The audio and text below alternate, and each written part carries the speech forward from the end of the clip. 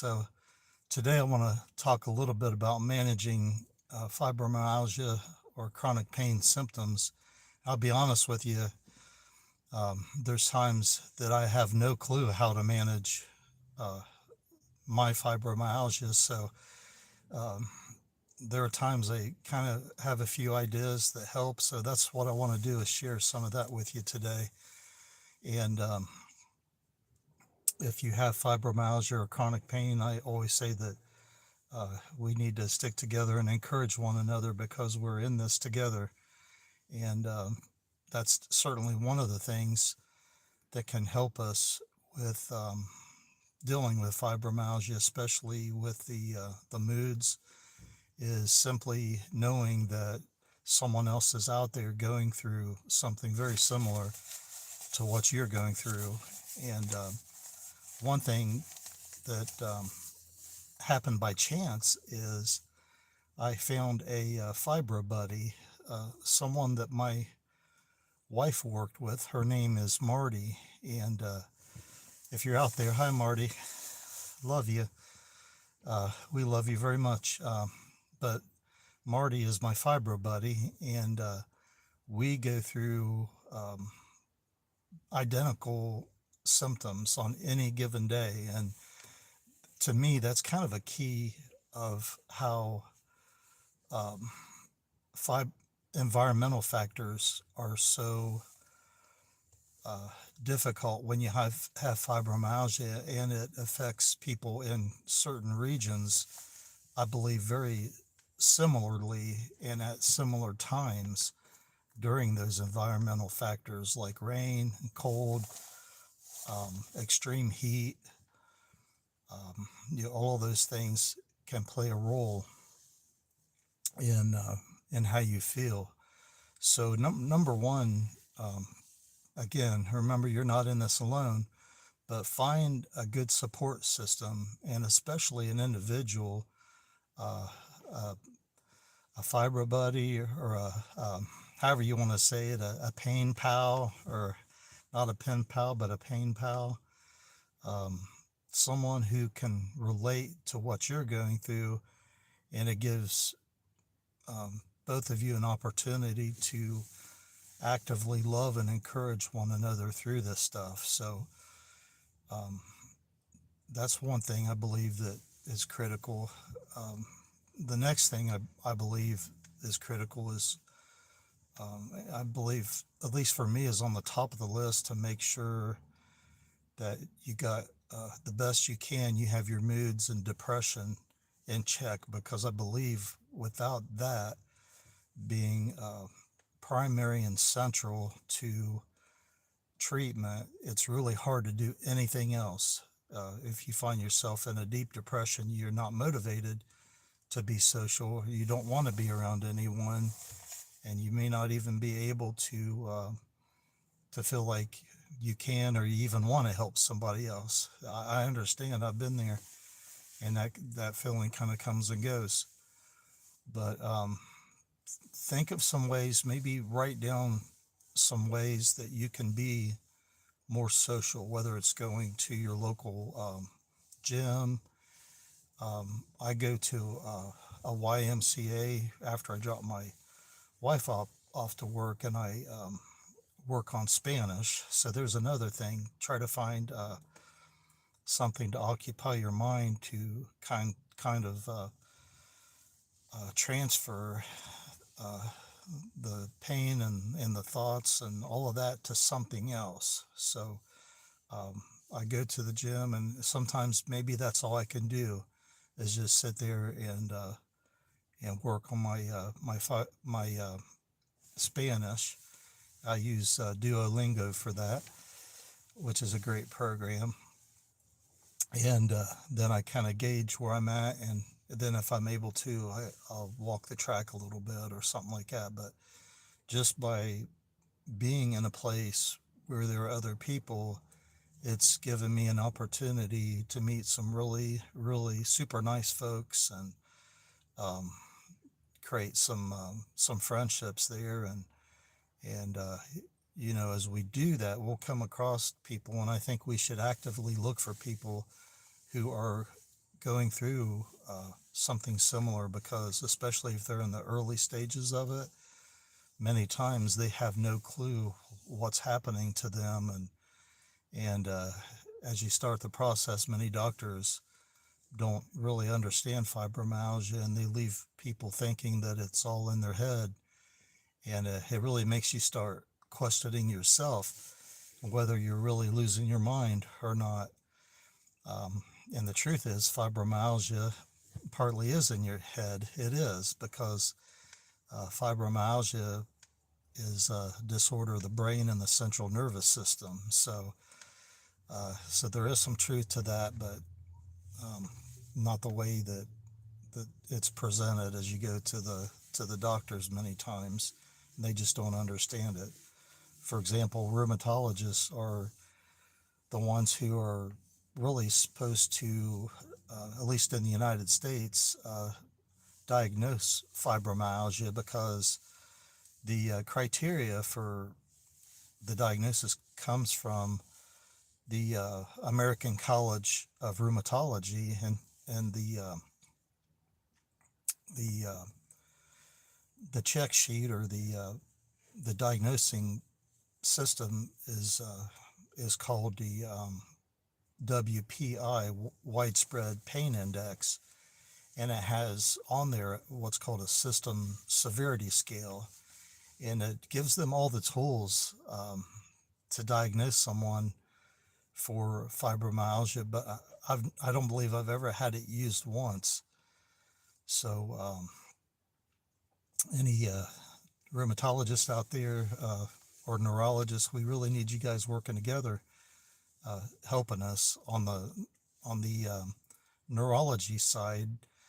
Um, there is what is called neurological function disorder, NFD, and the research I've done kind of shows that you can have both. So potentially NFD, neurological function disorder, could be the top uh, diagnosis that a neurologist will give you, especially if you're like myself, where you have a lot of seizures. I have many seizures, and you can still have that with fibromyalgia, but the the leveling may actually be neurological function disorder, and then fibromyalgia under that, which is affects both of them affect everything as far as your brain, impacts your which affects your nervous system, which impacts your whole body. When you start thinking about it this way, and trying to understand that why fibromyalgia is so widespread, I'm so sorry.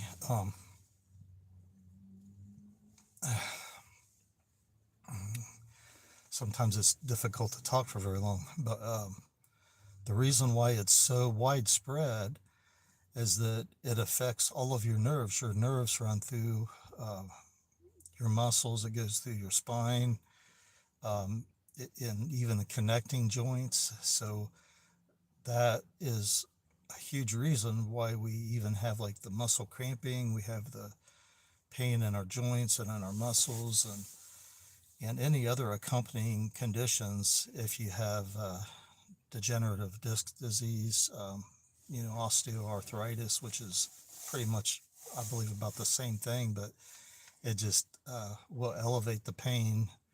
And so I hope that makes sense there. So swinging back around to what we were talking about with managing symptoms, try to find things that maybe you used to do for enjoyment that you haven't done for a long time. Maybe pick one thing and try it. I know from experience with fibromyalgia, I've been dealing with this for many years now.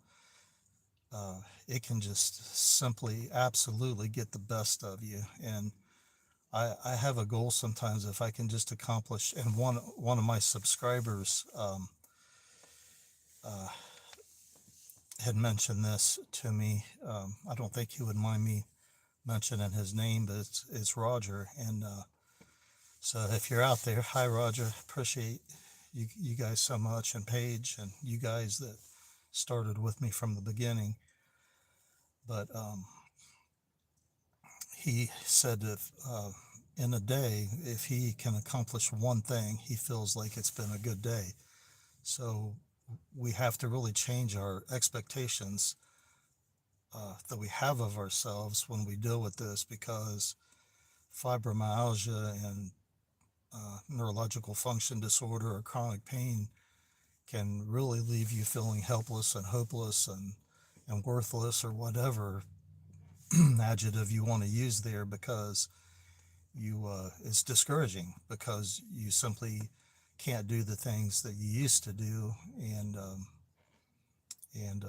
it does play on your moods, and it's something that we have to try to work on. And I had a doctor one time that told me, it, when you go through something like this, it's almost like a new life. You're almost like a baby starting all over again.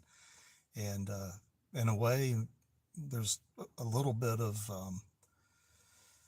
uh, like a challenge or a little bit of excitement. I'm not sure how to put it, but when we come to realization that we have a chronic disorder, I think it plays a key role, because when we realize that we are where we are with our condition, and that we have to just do whatever we can at this point in our lives to move forward, it really helps.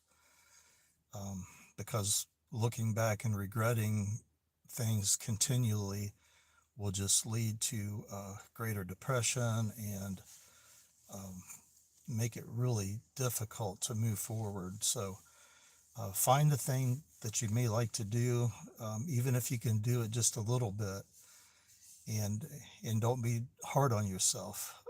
Just say it's okay. I can't do this, whatever it is, the way that I used to, but I'm going to work on it where I'm at and do the best that I can.